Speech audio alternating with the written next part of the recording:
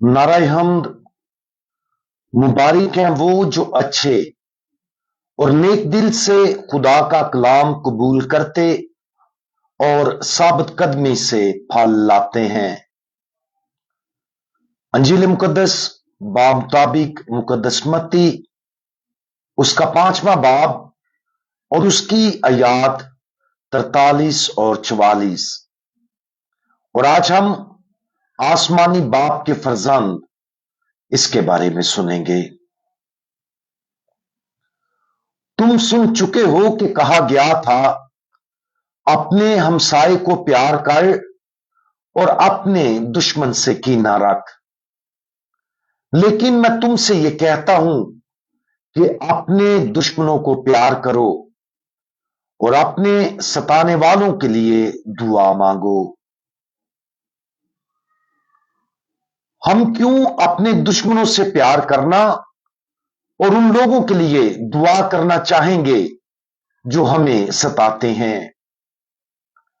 फितरी तौर पर हमारा जहन यह सोचता है कि दुश्मन वो है जिसकी हमें मुखालफत करनी चाहिए और उससे खुद को दूर करना चाहिए, और जो हमें सताते हैं वो हमारे गजब और मुजम्मत के मुस्तहिक हैं। फजल के बगैर हमारे जहन इस हुक्म को समझने से कासिर हैं।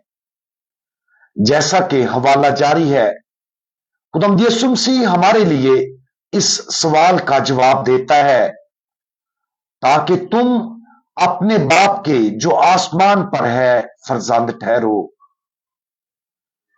एक बच्चे को डीएनए मां और बाप से विरासत में मिलता है। बच्चे अक्सर अपने वालिदैन से मुशाबत रखते हैं, उनकी बाज खसलतों को अपनाते और उनकी बाज आदात की पैरवी कर सकते हैं।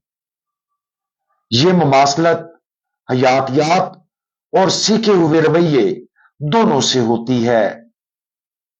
अगर हम खुदा बाप को जो आसमान पर है अपने हकीकी बाप के तौर पर चुनते खुदावंद यीशु मसीह के खानदान का रुकन बनते हैं, तो हमें खुदा के रूहानी डीएनए का वारिस होना चाहिए। उसकी खसलतों को अपनाना और अपने खुदावंद की इखलाकी आदात की पैरवी करनी चाहिए, वरना हम अपने बाप के जो आसमान पर है फर्जंद नहीं ठहर सकते।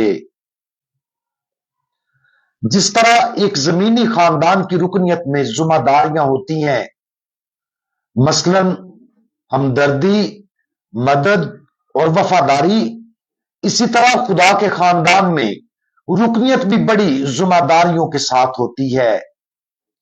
मिसाल के तौर पर, अगर एक जमीनी खानदान का बच्चा बगावत करता, दुश्मनी करता, अपने वालिदैन और बहन भाइयों को ठुकरा देता और उन्हें छोड़ देता है, तो बच्चा खानदानी जिंदगी की बेशुमार बरकत, खासतौर पर जब वालिदैन और दीगर बहन भाई खुदा के वफादार बंदे होते हैं, उनसे महरूम हो जाता है। इसी तरह खुदा के इलाही अहकामात पर अमल करने से इनकार करने से हम उन नेमतों से महरूम रहते हैं जो खुदा अपने बच्चों को देता है। चूंकि खुदा के खानदान का एक रुकन होने के नाते बड़ी मुहब्बत की जरूरत होती है, खुदावंद यीशु मसीह उस हतमी तकाजे को पूरा करता है जिसकी वो हमसे तवक्को करता है। इस वास्ते तुम कामिल हो जैसा तुम्हारा आसमानी बाप कामिल है। सच है, हम बहिश्त में सिर्फ उस वक्त कामिल होंगे जब हम बरज़ख की पाक करने वाली आग का तजर्बा करेंगे। ताहम ये उन खानदानी जिम्मेदारियों को तब्दील नहीं करता जो हमारे आसमानी बाप ने इस जिंदगी में हम पर आयद की हैं। खुदा हमसे कामलियत की तवक्को करता है और चाहता है कि हम सबको सच्चे दिल से प्यार करें। वो मोहब्बत जिसकी तरफ खुदा हमें बुलाता है, उसकी कोई हद नहीं है। क्योंकि हमारे आसमानी बाप की मोहब्बत की कोई हद नहीं है। खुदा के सच्चे बच्चे उसके रूहानी डीएनए और इखलाकी आदात को अपनाते हैं।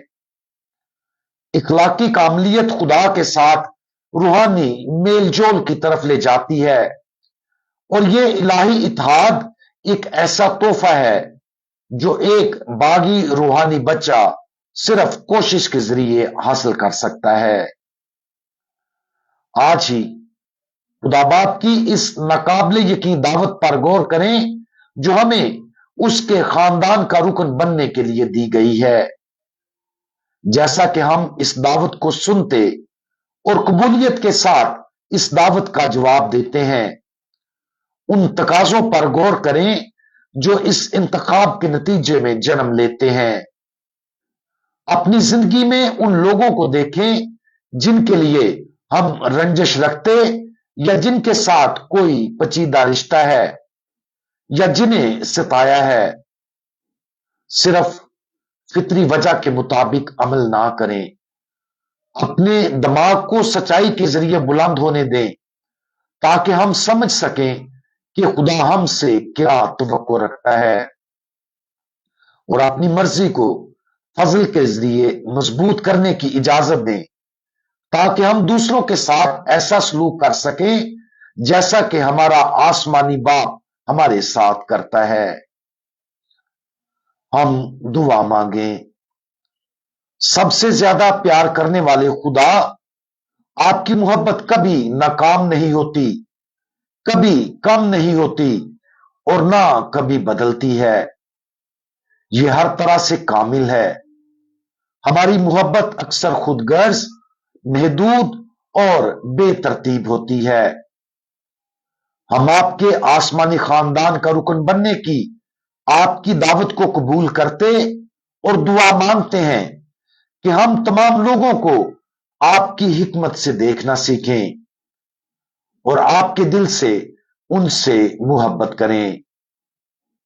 हमें मोहब्बत की कमी के लिए मुआफ कर दें और हमें अपने फजल से अपने बच्चे बना लें। खुदावंद यीशु मसीह, हमारा भरोसा आप पर है। आमीन।